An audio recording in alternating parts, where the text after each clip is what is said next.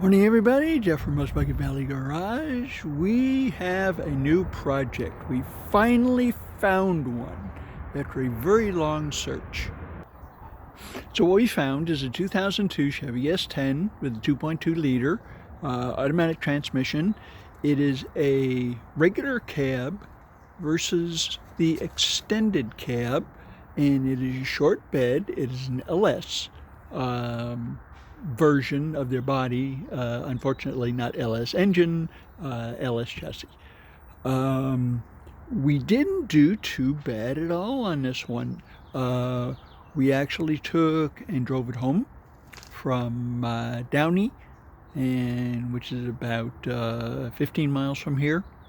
And previous to that, we'd gone to Santa Ana and looked at another vehicle that looked very good on paper.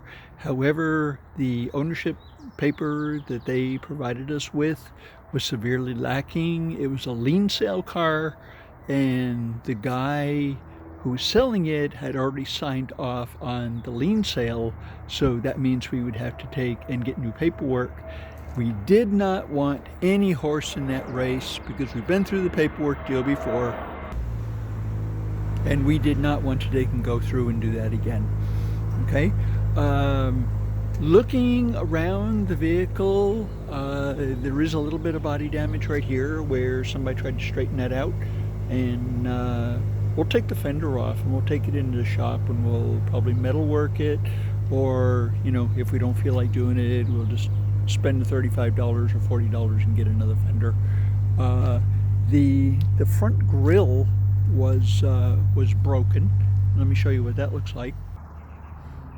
So you notice right here there's a big hole, and then part of this is missing, and there's another big hole down here.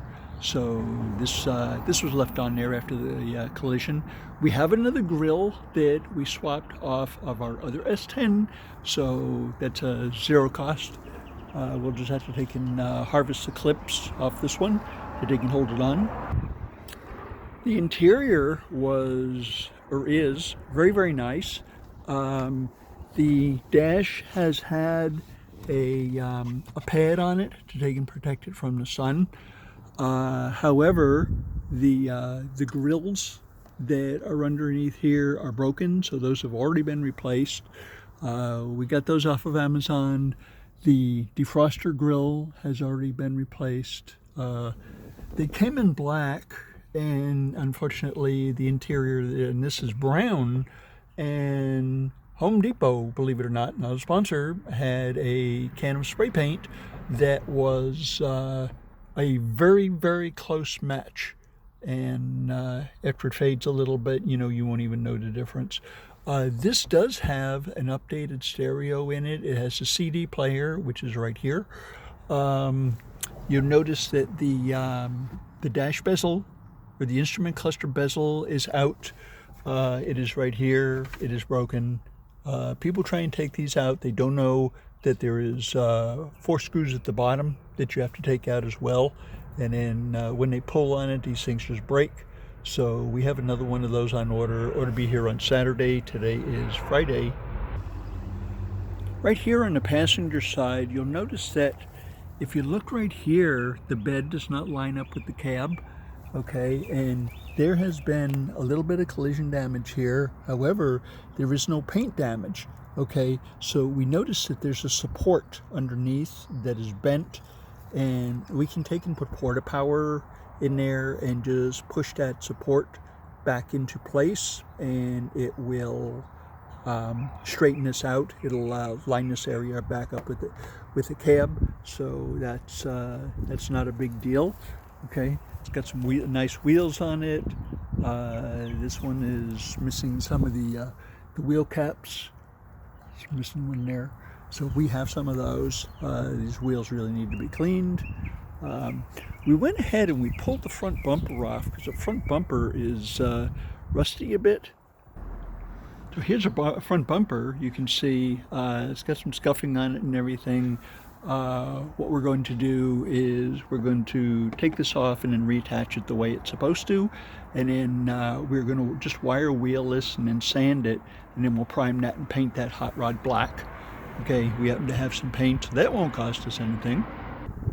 Back looking at the vehicle, uh, there are one or two major problems that we need to take care of, and we already have the parts for those.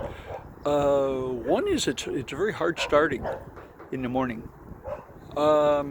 It also takes and pops back through the throttle body. So we got a crank position sensor we're going to be putting in there. Once it gets running and everything, it runs and drives absolutely perfectly. The fuel pressure on the pump is really good. It might have a little bit of old fuel in the tank, but that still wouldn't really make it pop back through the throttle body.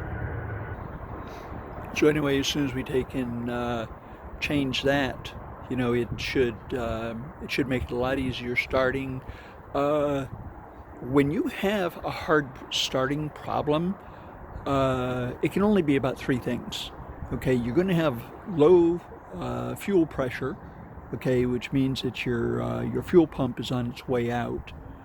The IAC valve, which is the intake air control valve that is sitting on top of the carburetor, it's a little silver-colored cylinder with a connector on it that has 4 wires coming out of it.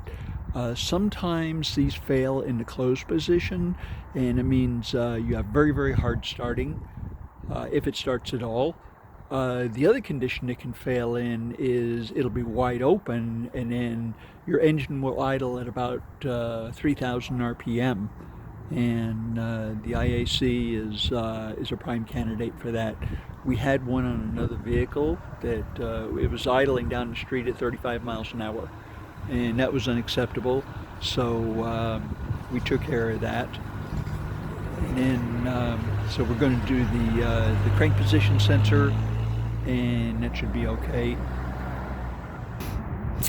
But the other major thing that we need, since we're here in the People's Republic of California, and they have the California Air Resources Board regulations, and they're very, very strict here. Got to have catalytic converter, O2 sensors, all that jazz. Somebody stole the catalytic converter off of this, and when it was parked in the seller's yard, and they took it to a muffler shop and they just put a piece of straight pipe in there. So now we have a code for the O2 sensor is sensing that the catalytic converter efficiency is low.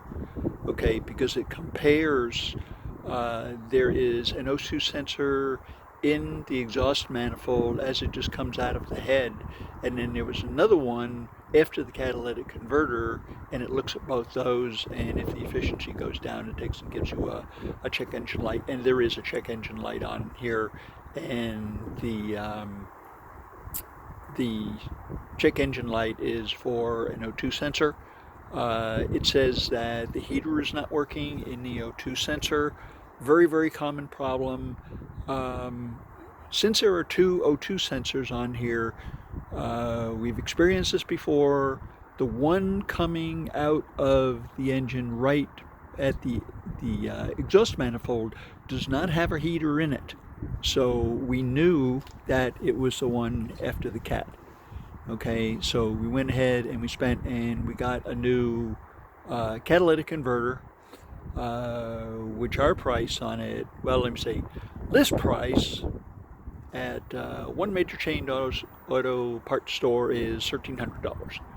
Okay, the other chains is $1,067, and we were lucky enough to get one wholesale, which would be about 30 or 40% off of that. Okay, so it really helps, you know, when you do a lot of work in the industry, you make a lot of friends, and they want to take and help you out, and so we did not pay full price for that. So we will be pulling the head pipe and the piece that they took and welded in there back to the front of the muffler, and we have a new cat and we have a new head pipe, and we'll be putting those in, and at that time we'll take and put the crank position sensor in. As with all vehicles that come in Rose Bucket Valley Garage, we take and do all the maintenance on the thing. We check all the fluids, we top everything off. This has just had an oil change on it. We topped off the radiator. It's got a brand new radiator in it, by the way, and it's also got a new water pump. So just as a side note, this is what the defrost grill looked like. So we had to dig all these pieces out of the heater ducting. So this is going to go in the trash. But you notice that there are cables holding up the tailgate when the tailgate is down, and there is one here that is broken. So we ordered a set of those. That will be in Saturday. And so we can take and drive this around for a while because the body damage on it is not severe. There's nothing that really affects the drivability, and we need to take and drive it around because we looked at the internal monitors before we take and bought the vehicle, and the only one that had not closed was the EVAP. The EVAP is always the last one to close. You just got to take and drive it. You got to get a full drive cycle in, and then it will go ahead and close. The thing is probably set a flag in the computer because the catalytic converter heater in one of the O2 sensors is bad. So anyway, as soon as we take and replace all that other stuff, you know, we should be in good shape. So anyway, this is where we are right now, and anything else interesting pops up, I shall take and bring you along, and we'll see you next time.